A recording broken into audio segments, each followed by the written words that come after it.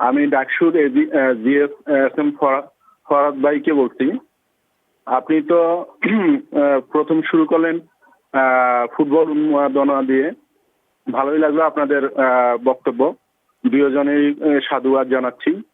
আপনি যে ডাকসুতে দায়িত্বরত আছেন বর্তমানে, এই ডাকসু এই এই পর্যন্ত আপনি ক্রীড়া অঙ্গন ডাকসুতে ক্রীড়া সংস্থাপনের জন্য কি উদ্যোগ নিছেন, কি আপনারা করছেন? আপনাদের প্রতি তো দেশবাসীর প্রত্যাশা অনেক বেশি ছিল। ক্রীড়া বিভাগের আমি যদি বলতে চাই, বিশ্ববিদ্যালয়ের ইতিহাসে স্পোর্টস বিভাগে যদি আপনি রেশিও ধরেন, গত 100 বছরও যা হয় নাই, গত 1 বছর আমরা তার চেয়ে বেশি চেষ্টা করছি। যেমন আমি যদি উদাহরণ দিই, জি, যেমন ফিটনেসকে কেন্দ্র করে মেয়েদের জিমনেশিয়াম কোথাও ছিল না, ছেলেদের জিমনেশিয়ামে মানে টাইম ভাগ করে করতে হতো। আমরা ইউনিভার্সিটিকে বললাম যে আপনারা একটু কাইন্ডলি করেন, এটা মেয়েদের জন্য দরকার। ইউনিভার্সিটিতে আমাদের ফান্ড নাই, আমরা অনেক কষ্ট করে বাইরে থেকে স্পন্সর ম্যানেজ করে অলমোস্ট 70 লক্ষ টাকা খরচ হয়েছে। এটা আমরা রেডি করছি, রেডি করে ইউনিভার্সিটিকে হ্যান্ড ওভার করছি।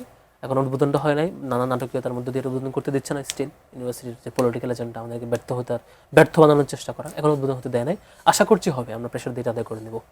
তারপর খেলার মাঠে সমস্যা, মাঠে গ্যালারির আশপাশে, এটা জায়গাটার নিচে একটু পানি জমে যায়, রাস্তা থেকে অনেক নিচে, সংস্কার দরকার। এটা খরচ হবে 1 থেকে 1.5 কোটি টাকা। আমরা সব মিলে আরও কিছু ডেভেলপমেন্ট মাথায় রেখে 2 কোটি টাকা আমরা ম্যানেজ করছি স্পন্সর।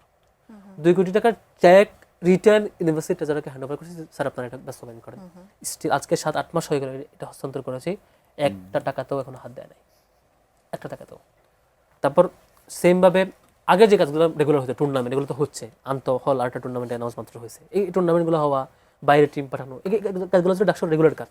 আমাদের সবচেয়ে বেশি হয়েছে এই সময়ের মধ্যে, কিন্তু যে কাজগুলো কখনোই কেউ চিন্তা করতো না, যেমন হল পর্যায়ে জিমনেশিয়াম আমরা সেন্ট্রালি তো মেয়েদের জন্য করেছি, ছেলেদের জন্য যেটা সেটা চেষ্টা চলছে। সেন্ট্রাল ফিল্ডের জন্য 2 কোটি টাকা বাজেট নিয়ে আসা। এখন আমরা যেমন আজকে মহসিন হলের জন্য আমরা ম্যানেজ করলাম, একজন স্পন্সর যে জিমনেশিয়াম দেবে। এর আগে জসীমউদ্দিন হলে করা হয়েছে, এর আগে মুজিব হলে করা হয়েছে, বিভিন্ন হল পর্যায়ে আমরা চেষ্টা করছি হল পর্যায়ে জিমনেশিয়ামটা কীভাবে করা যায়। অর্থাৎ শিক্ষার্থীদের জন্য রেগুলার স্পোর্টসের বিষয়, তারপর জিমনেশিয়াম সংক্রান্ত যে ফ্যাসিলিটিস, যেগুলো স্পন্সরভাবে কখনো করা হতো না, সেগুলো আপনারা আমরা চেষ্টা করছি।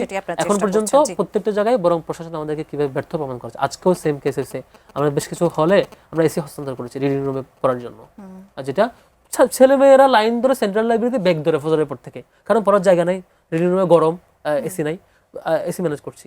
শেষ পর্যন্ত এসি লাগায় না, স্টিল লাগায় নাই কেন, বলে যে বিল কোথায় দিবে। লক্ষ লক্ষ টাকার এসি আমরা ম্যানেজ করে দিচ্ছি, এটা রিসিভ করে যে কাজ করবে।